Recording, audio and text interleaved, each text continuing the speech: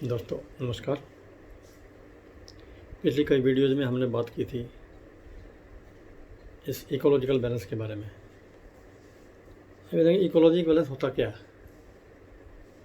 Ecological balance प्रकृति की प्राकृतिक पदार्थों का जब दोहन ज़्यादा हो जाता है और उसका संतुलन बिगड़ने लगता है, उसके आगे पीछे होने की इस प्रक्रिया को हम डिस्टर्बेंसेस ऑफ बैलेंसेस और इकोनॉमिक बैलेंस का इम्बैलेंस होना कहते हैं। आदमी का शरीर 5 तत्वों से मिलकर बना हुआ है। पृथ्वी, जल, अग्नि, वायु और आकाश। इन 5 तत्वों से मिलकर ये शरीर बना है। इन 5 तत्वों में से जब भी कोई तत्व कम या ज़्यादा होता है या आदमी के द्वारा उसका दोहन ज़्यादा होता है तो उसकी मात्राएं कम ज़्यादा होने लगती हैं प्रकृति में। तो उसको ठीक करने के लिए कुदरत हमेशा कुछ न कुछ करती है। हम लोग जीव धरती पर रहते हैं, दूसरे जीव भी धरती पर रहते हैं। अब थोड़ा सा ज़्यादा समझाने के लिए मुझे आपको पीछे जाना पड़ेगा इंडियन माइथोलॉजी में कि पहले ये देखें गॉड क्या होता है। हो इज गॉड। गॉड कौन होता है? GOD God. गॉड कौन है? गो, G फॉर ग्रोवर जो पैदा करता है, O फॉर ऑर्गेनाइजर जो प्रबंध करता है, D for destruction the perfect solvation अंतिम मोक्ष। तो पैदा करना, पालन करना और अंतिम मोक्ष, इन तीनों को काम करने वाला जो भी है उसको हम भगवान कहते हैं, गॉड कहते हैं। अंग्रेज भी यही बात मानते हैं। जो G for grow, O for organiser, D for destruction, GOD God.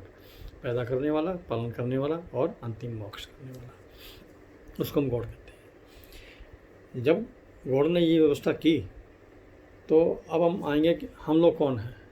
We are the form of आत्मा। आत्मा क्या होती है? आत्मा the form of energy. E=mc² का एक फार्मूला हमारे बीच में आया था कि law of conservation of energy, कि ऊर्जा पैदा नहीं होती है, ऊर्जा ख़त्म नहीं होती है, एक शक्ल से दूसरी शक्ल में बदली जा सकती है। यही बात हमारी आत्मा के बारे में है। किताब में भी यही लिखा है कि आत्मा ना पैदा होती है ना मरती है, लेकिन एक जीव से दूसरे जीव में चली जाती है और अपना ये शक्ल अख्तियार कर लेती है, ढांचा खोखा ले लेती है जो शरीर हम पहने हुए हैं। ठीक है, उसी तरीके से एनर्जी है। तो आत्मा जो है वो एनर्जी का ही रूप है। तो एक जीव से निकल के दूसरे जीव में जाती है आत्मा, एनर्जी। ये शरीर तो पैदा हो सकता है, this is the biological profession, this is the biological process. आदमी शरीर तो पैदा किया जा सकता है, लेकिन जो आत्मा है वो उसमें पैदा नहीं होती। वो तो ऊपरवाले की कृपा से ही एनर्जी आती है उसमें, तभी शरीर ये उसके चल पड़ता है। जब शरीर पैदा होता है तो उसमें जब ऊपरवाला फूंक मारता है तो एनर्जी देता है, तो वो शरीर खड़ा हो जाता है और काम करना लगता है। उसको फिर हम जीवन धारा कहते हैं। ठीक है, अब उस शरीर के जिंदा रहने के लिए 5 तत्वों का होना जरूरी है। पृथ्वी, जल, अग्नि, वायु और आकाश। आज हम जो बात करेंगे, अब हम शरीर और भौतिक विकास के बारे में बात करेंगे, इकोलॉजिकल बैलेंस के बारे में बात करेंगे, आत्मा के बारे में बात हम अगले चैप्टर में, अगले ही वीडियो में बात करेंगे कि आत्मा क्या होती है और कैसे ट्रांसफर होती है। शरीर को जिंदा रहने के लिए 5 तत्व चाहिए, पृथ्वी, जल, अग्नि, वायु और आकाश।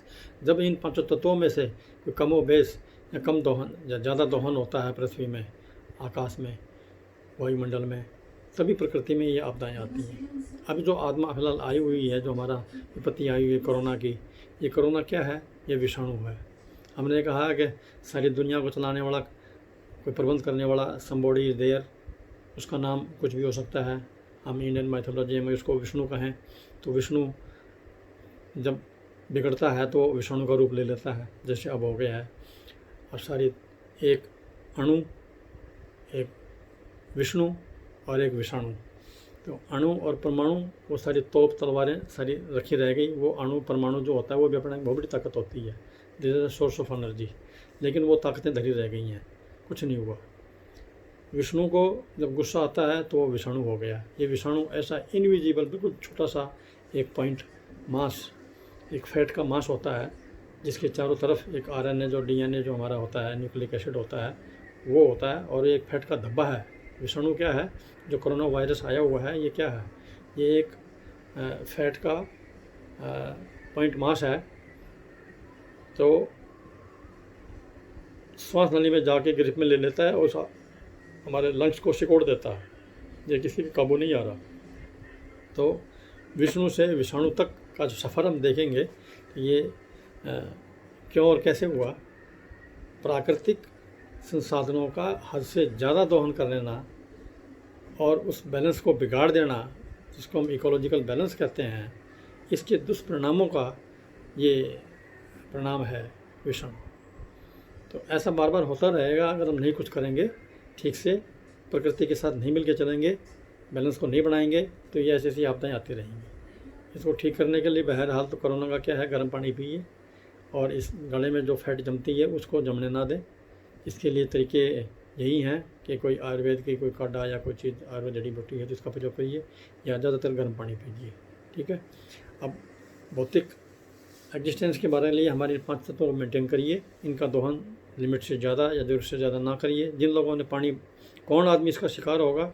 वो वही आदमी शिकार होगा जिसने पानी का दोहन ज़्यादा किया है, बाथरूमों में पानी का बहुत बर्बादी की है, हवा को ख़राब किया है, अग्नि तत्व को ठीक से प्रयोग नहीं किया। अग्नि किसी के काबू नहीं होती। अग्नि जब बेकाबू हो जाती है, अभी ऑस्ट्रेलिया में देखा नहीं, 8-10 महीने तक आग लगी रही, वो काबू नहीं आई, वो फूंक देती है। ये पंच तत्व हैं, ये प्राकृतिक तत्व हैं, ये किसी के दबाने से या कुछ नहीं होती। हाँ, इसका बैलेंस बिगाड़ने से दुष्परिणाम सामने जरूर आते हैं। ये खुद अपने आप में ख़त्म नहीं हो सकते।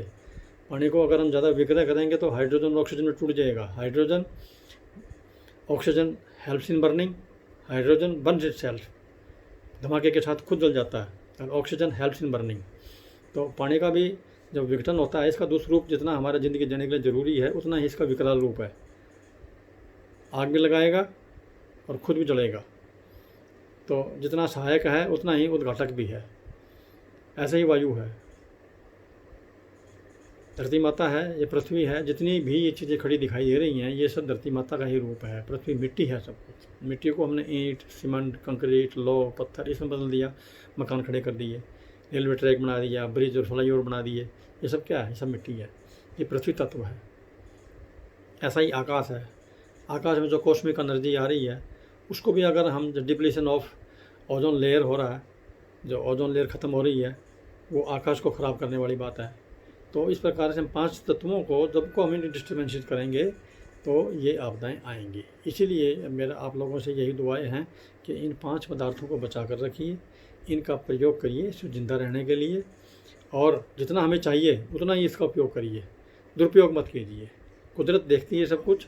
जो आदमी या ह्यूमन बीइंग जब भी कभी धरती पर इन प्राकृतिक पदार्थों का दोहन ज़्यादा करेगा, उपयोग करेगा, तो इसका दुरुपयोग होएगा, दुष्परिणाम सामने आएंगे। Corona is also one of it.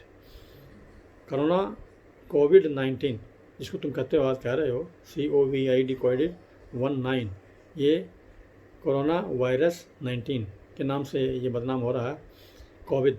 वैसे तो कोविद नाम का एक आदमी हमारी महाभारत में कौरव पांडवों में, कौरवों के 101 पुत्रों में से 97वें पुत्र का नाम कोविद था। ये कोविद उतना घातक था जितना कि ये कोविड है। तो जितना भी हमारे इंडियन मैथोलॉजिकल लिटरेचर में जाएंगे सारी बातों का जवाब मिलेगा। लेकिन बात यह है कि पढ़ता कौन है? इन व्यवस्थाओं में तो लोगों की आस्था ही नहीं है। तो let us discuss later on. Next chapter में हम आत्मा क्यों और कैसे आती है उसके बारे में बात करेंगे। अभी इकोलॉजिकल बैलेंस के बारे में। Thank you very much. So nice of you. Keep your self, stay at home and keep safe. Thank you.